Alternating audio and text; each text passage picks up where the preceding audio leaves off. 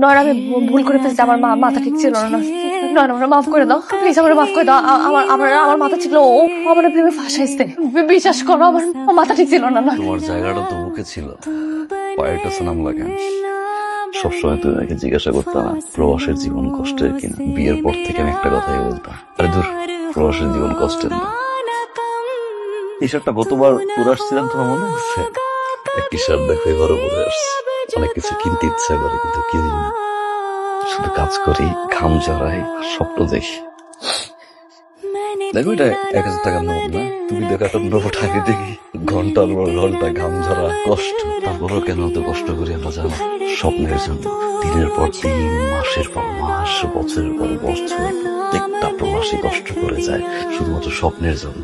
টানা 5-10 বছর কাজ করবো, এই কষ্টের টাকা নিয়ে দেশে আসবো, মা বাবা বউ সন্তান নিয়ে বাকি জীবনটা সুখে একটা স্বপ্নের জন্য না লাখ লাখ কোটি কোটি প্রবাসী না বিভিন্ন জায়গায় পড়ে আছে জানো। প্রত্যেকটা প্রবাসী ধরে ধরে তুমি না পা থেকে মাথা পর্যন্ত শরীরটা টেস্ট করাও, দেখবা কেউ না কেউ অসুস্থ।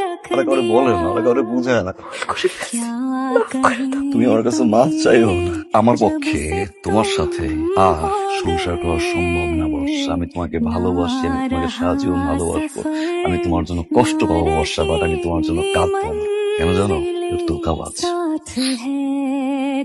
তোমার বাকি টাকা এই বাড়ির জমি টলির আর 2 বিঘা জমি ছিল আমার, সব তোমার নামে লিখে দিচ্ছি আমি।